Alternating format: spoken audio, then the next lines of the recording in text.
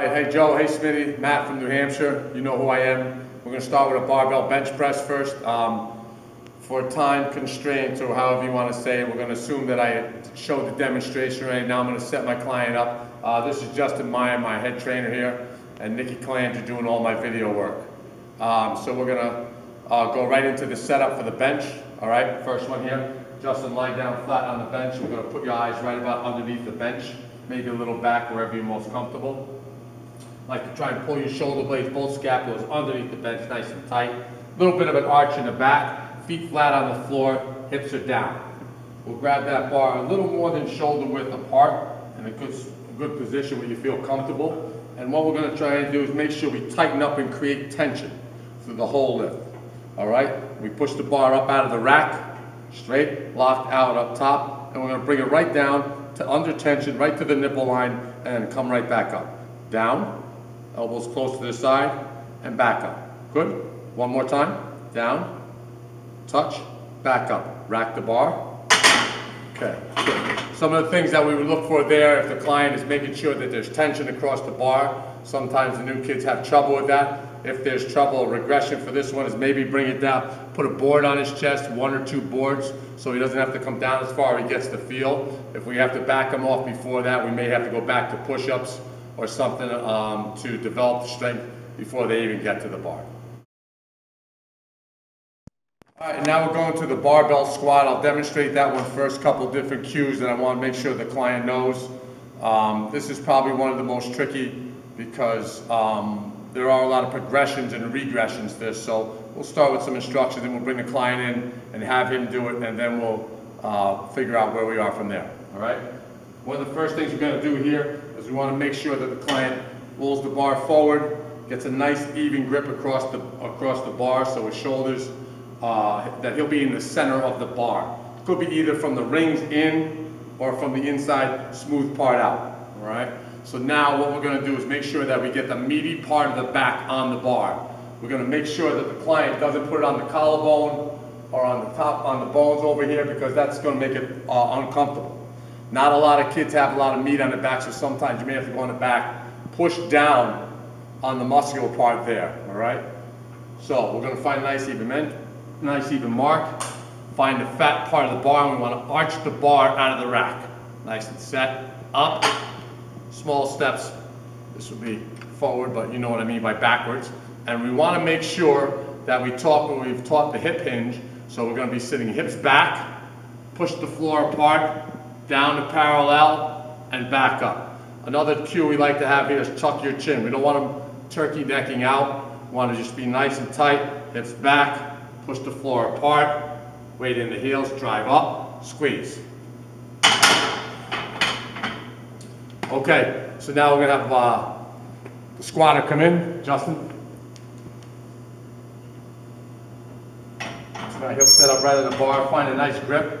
Some of the cues will be when he puts the bar under, find that meaty part of the back, he'll squeeze his shoulder blades together, sit it right nice and tight, arch the bar out of the rack, small step or 2 back, clear the rack. Good. The key here is hip hinge, separate the floor with your knees. Go.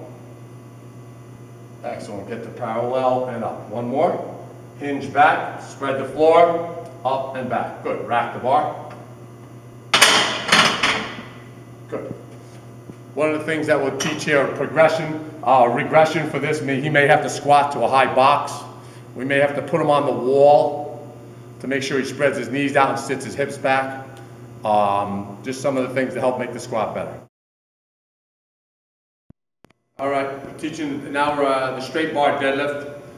Some of the cues here are tension all the time. One of the things that happens all the time is kids let go, relax. We need to teach tension all the time. So what we're going to start here is we're going to walk in about our toes under maybe the bottom of our laces there, feet spread about shoulder width apart, toes turned out just a little bit, and we're going to make sure that we're as close to the bar as we can. When we pull this bar up, it should actually scrape against the shins and be real tight. All right. When we sit back, we're going to hinge back here, hinge back, back, back, back. Good grip, chin is tucked, sitting back, tension, pull the slack out of the bar. So what we want to make sure is there's no oomph in the bar, all right? So we're pulled out, we should hear that little click, and from there, pull straight up, stand there. Going back, straight down. We're going to RDL the bar down. So it's here, right here, and then straight down. Okay? Now I'll have Justin come in and take a try on this. So toes just right under the bar. Good stance. It's about shoulder width apart. When we bend down, touch the bar, and Justin, we can go with an overhand grip, okay? Roll the bar right in, hinge hips back, create tension, get that slack out of the bar, chin is tucked, engage, straight up, right through. Notice the hinge at the top, locking it right out all the way at the top. Hinge back, RDL down, tension all the time. We'll go one more, pull, up, straight, good. Retain the bar, tension, tight, good. Done. Alright, here we go. Oh, you know what, Justin, I'm going to turn you a little bit. That's all right, we're good. We're going to do some breathing, just diaphragmatic breathing. Core stability starts with good breathing patterns, okay? So what we want to make sure is that we're using all the deep muscles to make sure we're pushing all the air down. One of the big cues here is to try and engage the inner core. A nice analogy or a nice example is to pretend there's a balloon in your stomach, and we're going to breathe deep in through the nose and push down on the belly. How we can see this is by having a client put a hand on the chest and a hand on the belly. One there, okay? And Justin, I want you to breathe through your chest a couple times, just high breathing. And we can notice that the hand is going up and down on the chest, okay? So what we want to try and do is encourage the breathing down below, and we're going to pretend that the stomach area or in through the diaphragm is a balloon, all right? We just want to make sure that he pushes down in through the nose. Very good. Out through the mouth. Very good. Sometimes you can cue here, set the rib cage down, push down, inflate the stomach like a balloon. All right. Good. One more. And now you can see how his hand is going up and down. His chest is not moving very much at all, and all the breathing is coming down through. So the engagement comes through here, all through the stomach muscles. Another way to show the breathing pattern so we can have a little resistance, just a little tension on this area here, is we use the foam roller to make sure that we can see the foam roller moving up and moving down. The deep stomach muscles need to be engaged, and we just need to inflate that balloon in through the diaphragm, into the balloon, push it out, and extend on the sides. A little bit of awareness here, this is where it's going, and we're looking for the foam roller to be going up and down. Good movement there, up and down. Just a little bit of pressure on the balloon, on the foam roller. So there's awareness there. Great breathing patterns. One other last thing, I'm sorry, we're in the lying position, supine position, to take all the pressure off, which makes the breathing just a little bit easier. All right, so now we're going to go into some mobility drills. First one is just a high lunge. All we're going to try and make sure we're getting with our lunge positions is the 90-90. All right, so when we step out into our lunge, it's going to be into this 90-90 position. So we're in here, up, stepping through, stepping with the other leg. Okay, 90-90 position, shin stays straight up and down, knee does not go beyond the toes, knee can lightly touch in the back, and stand up. Okay, Justin, go ahead.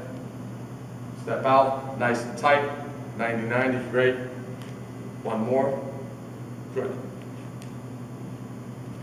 Very, very good. Okay. Then we're going to hip flexor drill, or hip flexor mobility drill. And we like to use this Spider-Man for this one. So we'll get into that push-up position. We'll get up right in here and bring this down right across the hip flexor in here. Nice and tight. Moving that around a little bit. Go back to the push-up position, and we're coming up in here. Down. Nice and tight.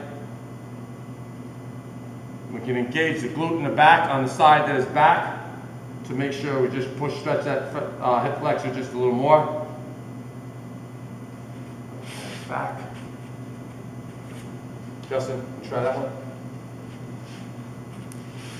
Nice and tight. Step up and outside. Nice and tight. We'll engage the glute on the opposite side. Good. Go back to neutral position. Switch legs. Good. Engage the button. That's it. Place the gluteus maximus on that side. One more time. Good. Very good. And now we're going to go into which one is next. It is the high lunge with thoracic rotation. So what we'll do here is we'll go into that lunge position and we'll keep the knee right above the ground and we're going to turn out. All the way out. Thoracic rotation will come up, go to the other side, up, all the way out.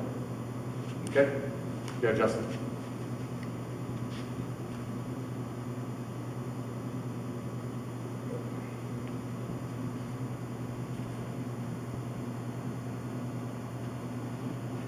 Perfect.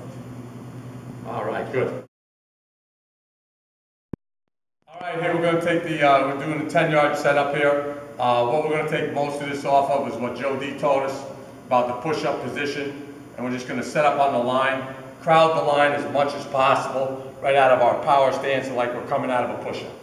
Okay? So Justin, we're going to put our hands down on the line, as close to the line as you can. Hands will be back. Good. Thumbs pointing towards each other. Turn them in. There we go. Beautiful. Good. Now, go back into like you're going to do a push-up. Bring your power leg forward. Good. Bring your other leg up so you're comfortable behind so you have a good push off it. Good.